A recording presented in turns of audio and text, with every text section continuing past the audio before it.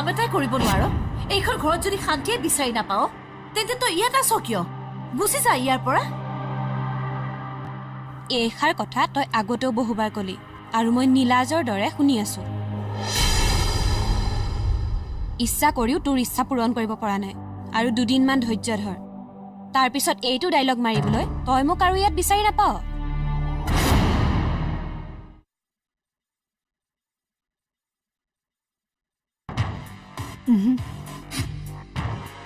সমান নহয় কাৰণ মোৰ জীৱনৰ কাহিনী বহুত বেলেগ আপোনালোকৰ শত্ৰুতা কেৱল বদন বল্লভ চৌধুৰীৰ লগতে আৰু মোৰ শত্ৰুতা সেইখন ঘৰৰ প্ৰত্যেকজন সদস্যৰ লগত আৰু মই মোৰ উদ্দেশ্য পূৰণ কৰিবই লাগিব বদন বল্লভ চৌধুৰীৰ পৰিয়াল তেওঁৰ ষ্টেটাছ তেওঁৰ মান সন্মান শেষ নোহোৱালৈকে মই শান্তিত থাকিব নোৱাৰো মোৰ বুকুৰ ভিতৰত জ্বলি থকা এই জুই কুৰাই তেওঁৰ পৰিয়ালক শেষ কৰিহে শান্তি ল'ব দাদা মোৰ ভাগ্য ভাল আছিল যে মই সময়ত আপোনাক আৰু দত্তদাক লগ পালো আপোনালোকৰ সহায়ৰ বাবে আজি বদন বল্লভ চৌধুৰীৰ অহংকাৰ মাটিত মিহলি হৈ গ'ল তেওঁৰ ব্যৱসায় তেওঁৰ অট্টালিকা সকলোবোৰ হাতৰ পৰা গ'ল সকলোবোৰ প্লেন মতেই হৈ আছে নাজানো এই যুদ্ধৰ শেষ ক'ত হ'ব কিন্তু চৌধুৰীৰ লগত তোমাৰ কি শত্ৰুতা সেয়া কিন্তু আজিলৈকে তুমি মোক নকলা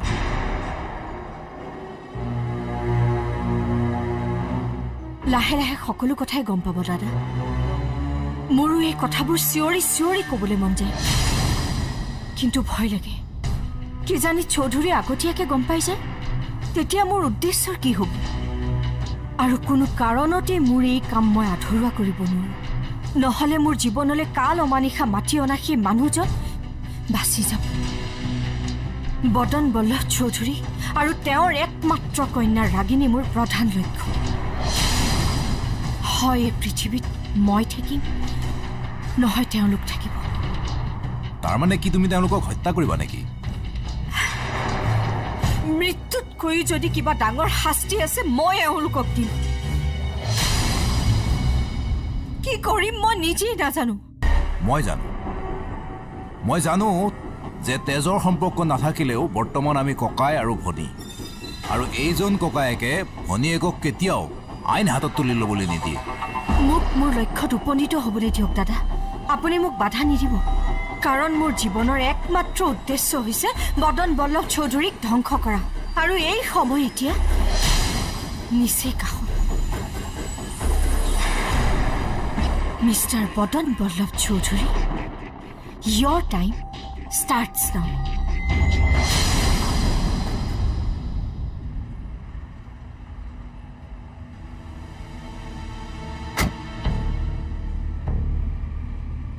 আহিম বুলি কৈও তেওঁলোক কিয় নাহিল নে মোক মিছা কথা ক'লে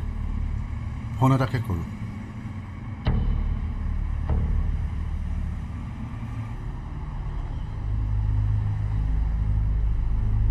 হেল্ল' হয় হয় অথনিৰ পৰা মই ইয়াতে ৰৈ আছোঁ প্লিজ আপুনি অলপ সোনকালে আহক কি ক'লে কিন্তু কিয় আহা আপুনি অলপ বুজিবলৈ চেষ্টা কৰকচোন অমল বৰুৱাৰ কথা আপুনি কিয় শুনিছে তেখেতে মোক ধ্বংস কৰিবলৈ বিচাৰি আছে গতিকে মোৰ বিষয়ে তেনেকৈ ক'বই হয় প্লিজ মোক আপুনি বুজিবলৈ চেষ্টা কৰকচোন হেল্ল' কালিলৈকে আমাৰ কোম্পানীত ফাইনেন্স কৰিম বুলি কোৱা মানুহজনে হঠাতে কিয় নকৰা হ'ল কাৰণ হ'ল অমল বৰুৱা নাই কথাবোৰ বেছি হৈ গৈ আছে অমল বৰুৱাক এশিকণিত দিবই লাগিব আজি আৰু এতিয়াই